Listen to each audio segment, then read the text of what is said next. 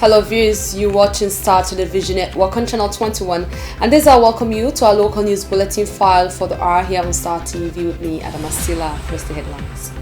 As the race to succeed President Ernest Bai Koroma heightens, intending flag bearers continue their campaigns across the country. Dr. Kelfala Mara is among intending flag bearers for the top seat and has been reaching out to various parts of the country soliciting support, where he visited Kono district over the weekend, getting some amount of support from the people. World Teachers Day have been commemorated at the Miata Conference Hall in Freetown. An Action Aid Sierra Leone has made a donation of school learning materials to the Ministry of Education, Science and Technology following a call made by the ministry for emergency response to children affected by the August 14 mudslide and flooding incident in Freetown. And in sport, Kuntolo Community Football Team has been crowned champions in the National Social Security and Insurance Trust Inter-Community Football Competition as part of their celebration at the Sheikh Stevens Stadium over the weekend. Those were the headlines, so now for the news in detail.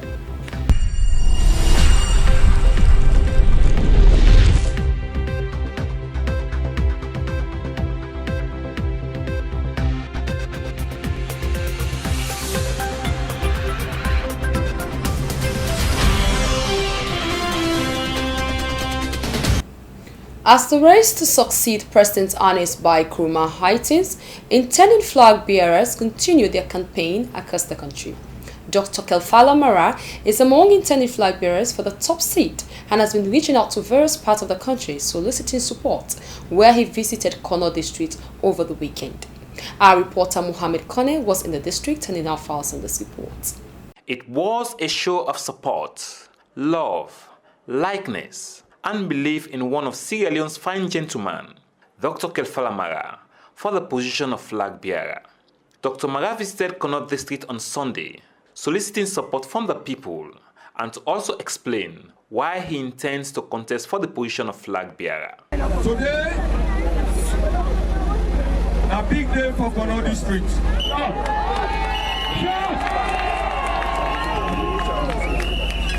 A big day for Kono district because one of the young pikin, Kelfala Mara, don't declare for the flag bearership of the APC or run as president. Daddy and me uncle them for put the respect before una say one of una young pikin don't ASEAN the bid for the APC flag bearership for 2018. Dr. Mara grew up in Tankor section in Kono district, making his visit a memorable one. The former chief of staff at the office of the president, minister of finance, and later bank governor, explains his early childhood activities in the district. President Koroma don't do a lot. Whether somebody let President Koroma or not let him, the truth is, what he one don't do as president between 2007 and now, about switching all the facets of state. This show of support told Dr. Mara, if it is anything to go by, put him in a pole position for the position of flag bearer of the ruling All People's Congress. I have been talking to inhabitants in the district that came out in their thousands to support Dr. Mara. I got the charisma of a leader, and I get all what it takes to be a leader. A responsible, a caring, and we know say if we be on this power, we are able to do it for. When I come out, I don't see a vision that say APC get for win this, let's say we get for come. I come back today for make up for APC. Welcome Dr. Kelfala Mara. Kono district, famous for its diamond deposits, remains a critical district in Sierra Leone's politics. Some political analysts have described the district as a swing district, with no one party having total control over the district. It is believed Kono could swing again on either side during this election, and this is according to unfolding political activities at the moment. With the race to succeed President Koroma now in top gear, Dr. Mara's campaign continued to hit new grounds and making inroads, visiting Kono after the opening of a new APC office in Kabbalah, declaring his intention in the capital Freetown, visit to Makeni, and now the famous Diamond District, is a clear pointer that Dr. Mara is a strong contender for the position of flag bearer of the ruling All People's Congress. The party will go to convention this weekend to select or elect their flag bearer for the 2018 presidential elections. This makes Dr. Mara's campaign an important one, especially his visit to Kono, a district that has been divided between not only the opposition CLM People's Party and the ruling All People's Congress, but between APC and APC. For Star Television News, this is Mohammed Kone reporting. World Teachers Day have been commemorated at the Miata Conference Hall in Freetown. My colleague Sarah Kali was in attendance and she files in this report. Bodies associated with the teaching service profession has commemorated World Teachers Day at the Miata Conference Hall, where the head of the National Council of Head Teachers, Samuel M. Kamara, started by echoing the views of his compatriots that the teaching profession is a hands-on job that necessitates sacrifice and imparting knowledge, even when it is unwanted. It also means showing how to do something through demonstration, coaching, training, or giving instructions. For this freedom to be actualized, the enabling environment should be created by taking the undermentioned into consideration. 1. Setting the legal framework that is favorable to the teaching profession. 2. Making the physical work environment safe and conducive for teaching and learning. 3. Providing the materials necessary for instruction. 4. Improving the conditions of service to make the teaching profession attractive, enviable, and one to make a living. If you cannot make a living, I wonder. It's a salary. Speaking on the theme for this year, Teaching in Freedom, Empowering Teachers, Principal of Kisi Municipal, Mrs. Mariette Mansoure, who represented the Conference of Principals of Secondary Schools, stated that everyone has been a teacher at one point in time, but taking it as a profession entails catering to the special needs of people. We are all teachers in some way at some time. I want to state the teaching is a process of attending to people's needs, experience, feelings, and make special intervention to help them learn particular things. Vice President of the Sierra Leone Teachers Union, Alhaji Abu Toronka, stated that all activities revolves around the teaching service, which is a requirement for any nation to be developed, but stated that whether due to challenges government is faced with or other factors, the retention of teachers in the classroom is getting lower by the day. My own focus is on the teacher. The teacher is the pivot around which all global developmental aspects revolve. The teachers today in Sierra Leone, you can say, they are sufferers. And the government itself has its own constraints. That is the fiscal problem. That is financial constraints. Our country is poor, and the government is perhaps may have the good intention to develop or improve education, but education is tied on a budgetary aspect. So if the budget cannot be met financially, the plans are set and laid, but they cannot be implemented. The retention rate of the teacher in the classroom cannot be retained. Dr. Stanella Beckley of the Teaching Service Commission stated that though many no longer consider the teaching job as a noble one, they should wear the profession as a badge of honor. She went on to highlight the benefits attained by the collaboration between the Sierra Leone Teachers Union and the Teaching Service Commission as enormous. A lot of people consider teaching a non-profession, unlike medicine, the legal profession, the pharmaceutical profession. Teaching is considered an all-comers profession, where just about anyone, trained with or without experience, just about anyone who's had a few years of schooling. Now, the process of developing professional standards for teachers and school leaders has involved collaboration with the SLTU, with teachers, head teachers and principals, and educators in teacher training institutions. These standards aim to define the expectations of teachers' performance at different levels of knowledge, practice, and engagement with students, with peers, and the community. Having access to this kind of information is empowering because it allows teachers to know where they stand as professionals. It allows teachers to assess their own level of competence, and it gives them inspiration to enhance their status and practice and move up a visible career path. They want to be proud to be called teachers. This year's World Teachers' Day celebration amounts to the 23rd commemoration since it was first established. Reporting for Star, Sarah Kale in Freetown.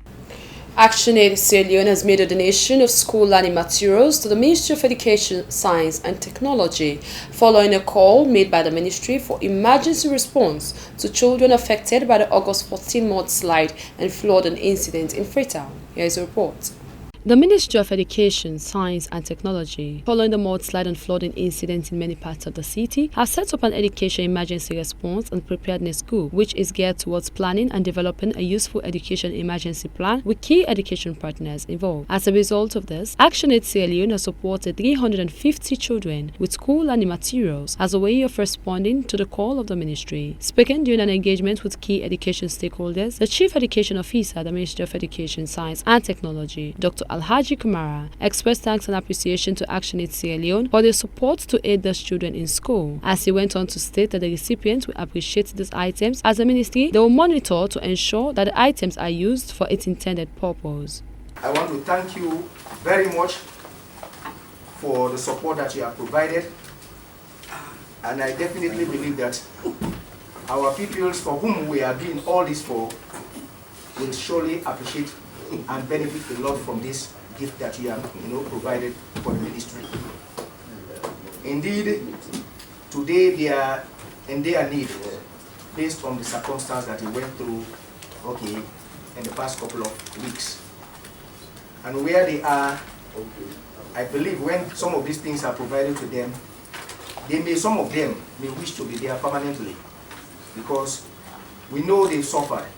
And we as a ministry are doing all our best to make sure that we provide for them what will ensure their continuity in the standard of education that is supposed to receive.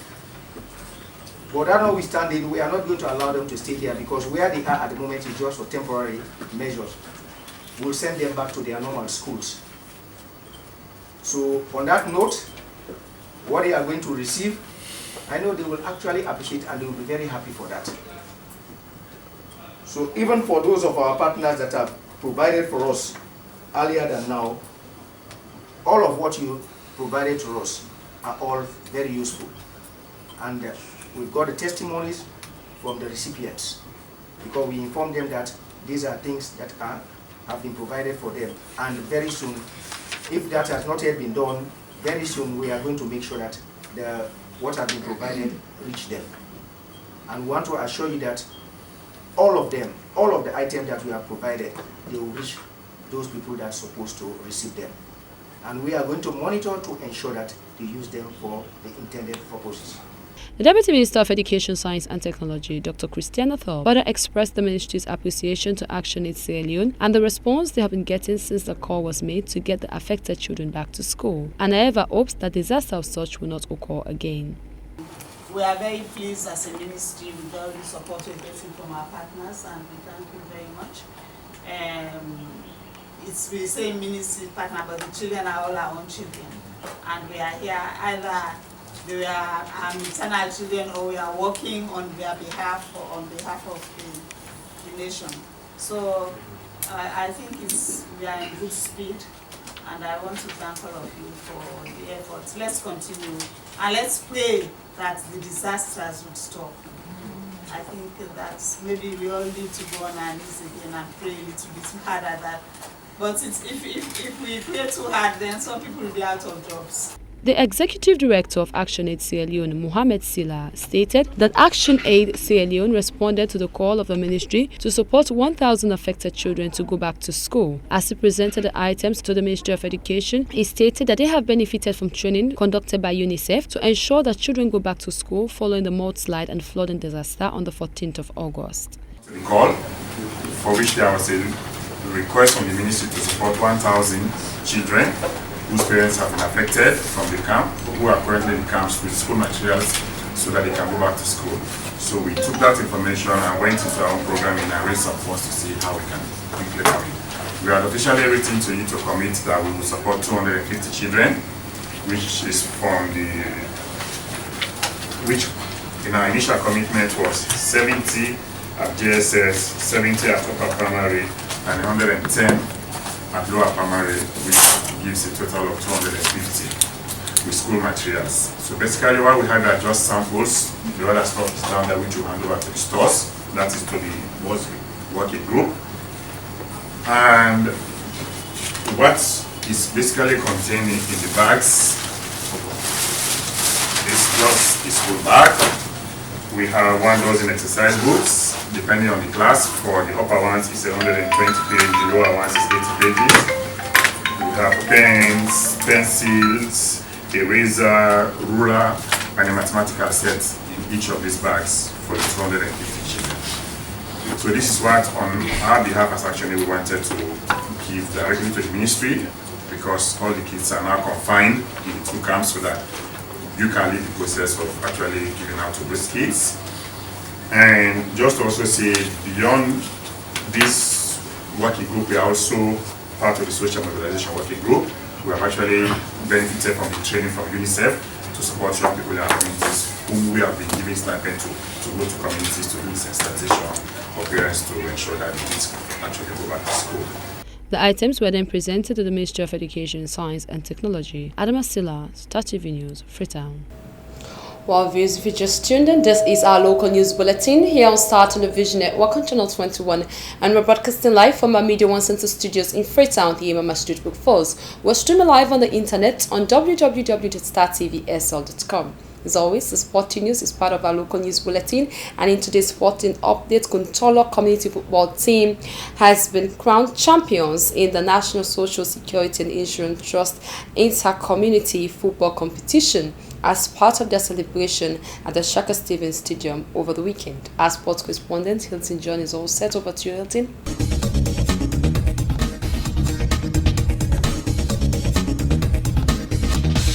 Thanks to you, Adama Silla, in the studio. As he said it earlier on, Kuntolo Community has been crowned champions in the NASIT Inter-Community Football Competition.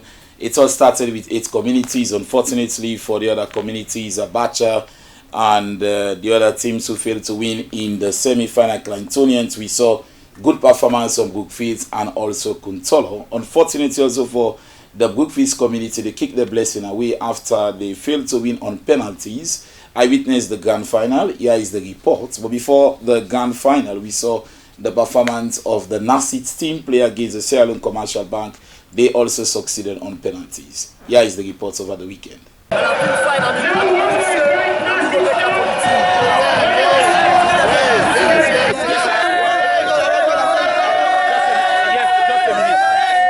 Result mean for your institution? Oh, it means say that we are number 1 in this country. In institutions then, we are number 1.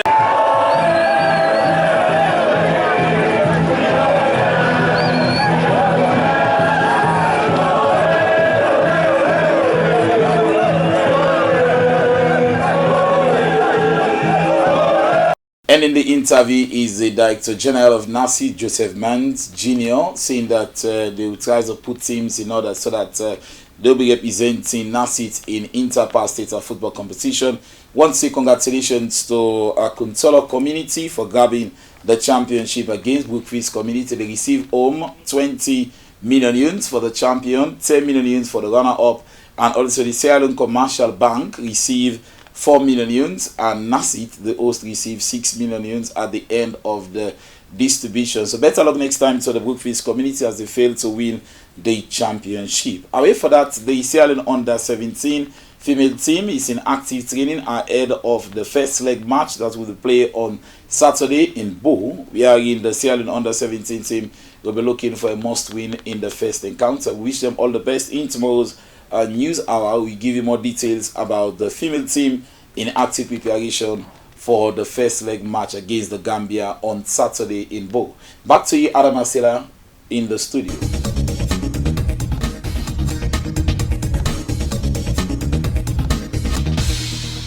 My thanks to you, Hilton June. Well, viewers, that's all we have in our local news bulletin file for the hour here on Star Television Network on Channel 21. I am Adam Asela. Thanks for watching. Keep watching Star TV. Don't go away. Till then, tata.